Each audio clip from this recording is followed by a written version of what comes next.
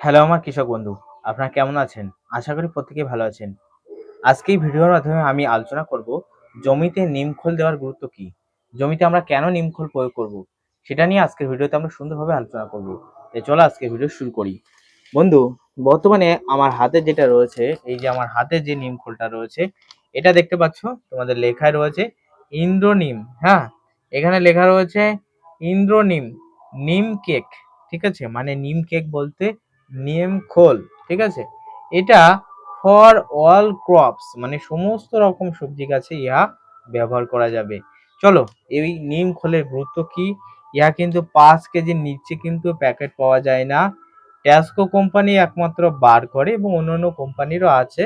তবে ট্যাসকোরটা একটু দাম কম, অন্যান্য কোম্পানির দামটা বেশি। বন্ধু, আমরা নিম খোল যেভাবে বাড়িতেও কিন্তু তৈরি করতে পারি, কিন্তু এর প্রসেসটা অনেক অনেক হার্ড রয়েছে, সেজন্য অনেকেই আমরা তৈরি করতে ব্যর্থ হই। নিম ফল আপনারা নিশ্চয়ই দেখেছেন নিম ফল। এই নিম ফলগুলি নির্দিষ্ট একটা স্থানে জড়ো করে সেগুলোকে শুকাতে হয়।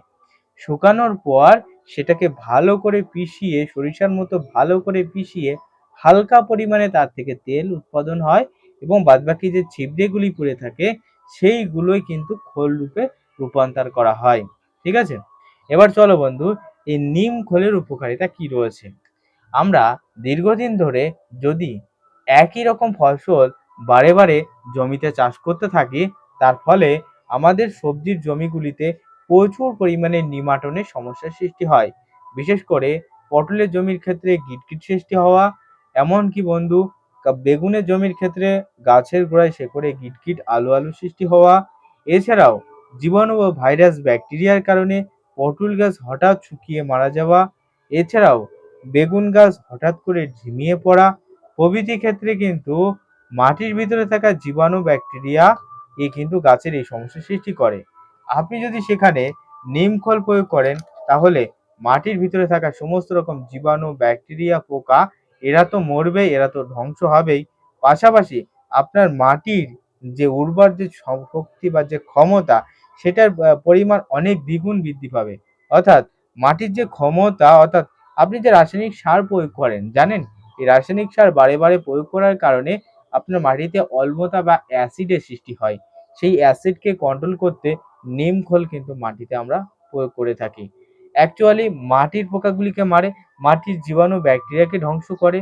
এছাড়াও মাটির জৈব খাদ্যরূপে কাজ করে, গাছের জৈব সার হিসেবে কিন্তু এই নিমখোল কাজ করে থাকে।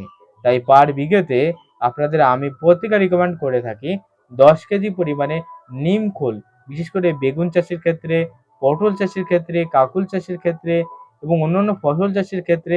বারে বারে আপনি ফসল চাষ করছেন, ভালো হচ্ছে না, সার ব্যবহার করছেন, আপনার গাছের গতি দিচ্ছে না, তাহলে নির্দিষ্ট ফসল ওঠার পর আপনার জমিতে নিমখোল ছড়িয়ে এবং চুন এবং নিমখোল দুটো একসাথে এবং কিছু ফসফেট মিশিয়ে সারা জমি ছড়িয়ে জমির মাঠটাকে শোধন করে নেবেন।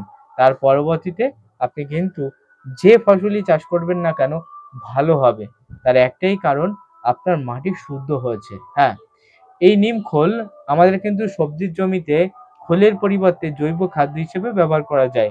বিশেষ করে পটলের জমিতে আপনি বারে বারে একটা দেখা যাচ্ছে আপনি পটল চাষ করছেন বারে বারে একই জমিতে বা আলাদাও একটা জমিতে, এর আগের বছর আপনার লতানো সবজি ছিল, এবছরও আপনি লতানো সবজি চাষ করেছেন, তাহলে আপনার গাছে যদি দেখতে পান গাছের গোড়ায় গিটগিট আলু আলু সৃষ্টি হচ্ছে, গাছের শেকড় হওয়ার সঙ্গে সঙ্গে সব নষ্ট হচ্ছে, শেকড়ের পরিমাণ কম হচ্ছে, তাহলে আজই আপনি জমিতে জলসেচ দিয়ে নিম খোল আপনার গাছের গোড়ায় ছড়ান।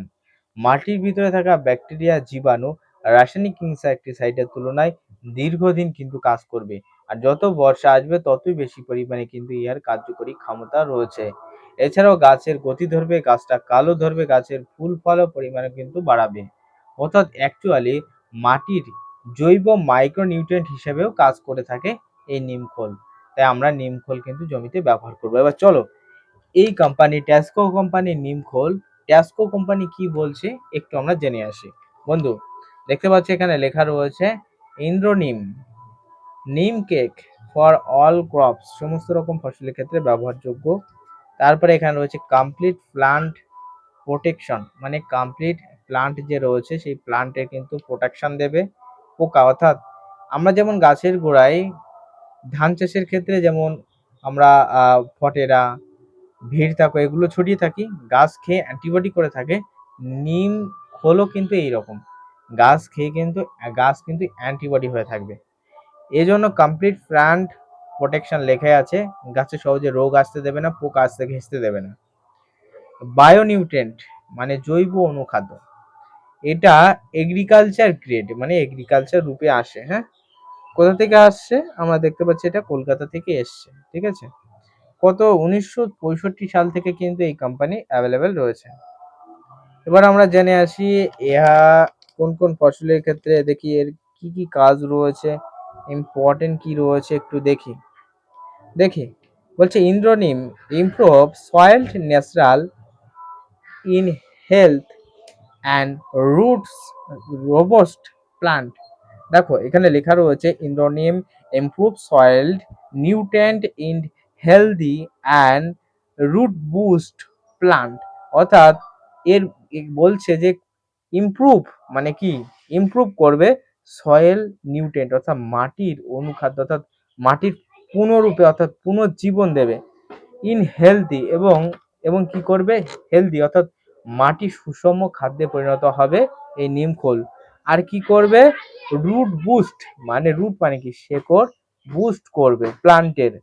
এবার এর ভিতরে রয়েছে এনহ্যান্স সয়েল ফার্টিলিটি মানে সয়েল ফার্টিলিটি অর্থাৎ সয়েলে আপনি যে সারটা ব্যবহার করেন সেই সারটাকে এনহ্যান্স করবে।